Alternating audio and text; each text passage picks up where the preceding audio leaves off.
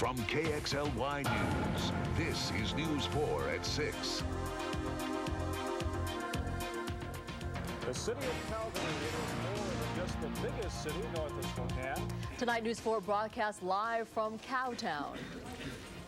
Well, good evening and welcome to News 4 live from Calgary, Alberta. We are actually above the city right now, the city of 750,000 people. We are in the Calgary Tower. The tower is Calgary's most famous landmark, and it has high-speed elevators that rocket you up 600 feet in 1 minute flat.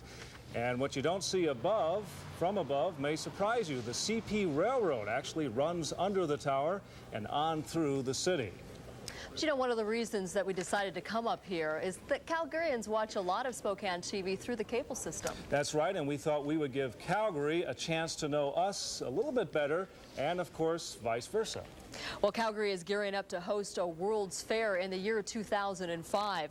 Business leaders are rallying to get community support to raise money for Expo 2005. Calgary has to beat out Ottawa and some other international cities to get the bid, but Calgary's leaders are already scouting possible locations all over town. Supporters see how cities like Spokane benefited from the world attraction, and they think this city can do it even better. We can break the paradigm. We can create a profitable World's Fair, a fair with a legacy of facilities, a fair which puts Calgary on the map. I was down in Spokane last summer, just had a brief look around. It seemed there's still a bit of the legacy left, a bit of the feeling left, and some of the development that took place during the fair. And I think we're a little bigger, and we can perhaps even do a little more in that regard.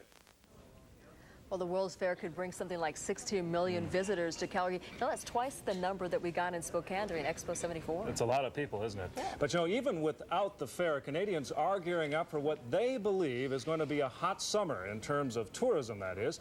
With the Canadian dollar at near record lows, a lot of Americans are expected to vacation to the north this year, and Calgary will be ready for them. Some good cows there, aren't there? And there is indeed much to move about. Because of the exchange rate, Calgary expects about an additional 4,000 to 10,000 Americans to visit this year alone. But it seems so many communities rely on tourism, you know, a growing number and rely on tourism. As we said, it is a growing industry here. Right now, it is number 3 behind oil and, of course, agriculture. Wow. Well, lots of people have been talking about wanting to come up here since we started coming up here. So, well, we'll be back with more from Calgary in just a few minutes. But let's toss it back to our Spokane studios now and to Karen Kelly. Thanks, Marianne and Rob.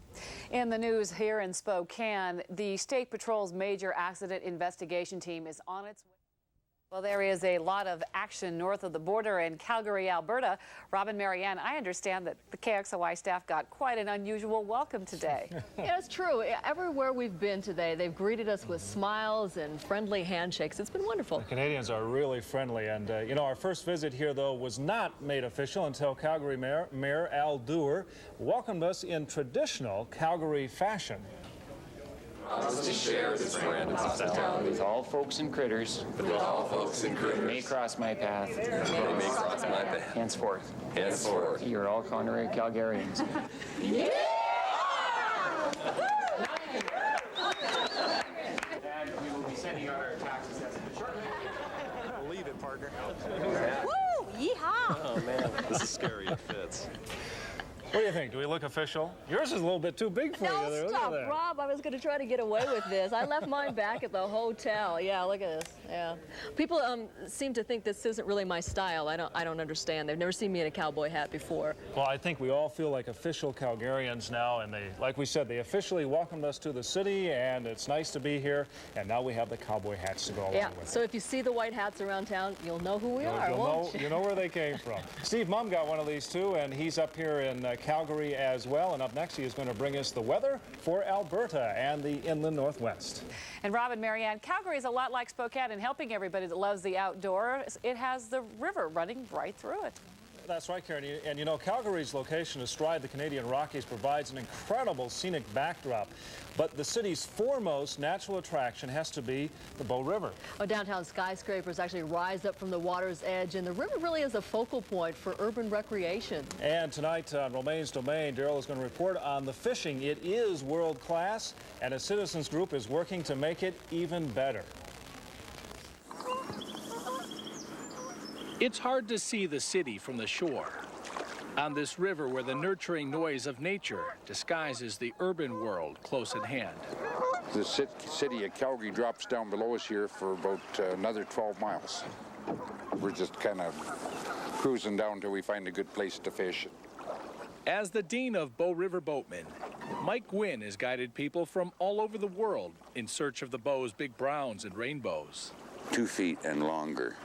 All kinds of them over 20 inches. Just beautiful, healthy fish.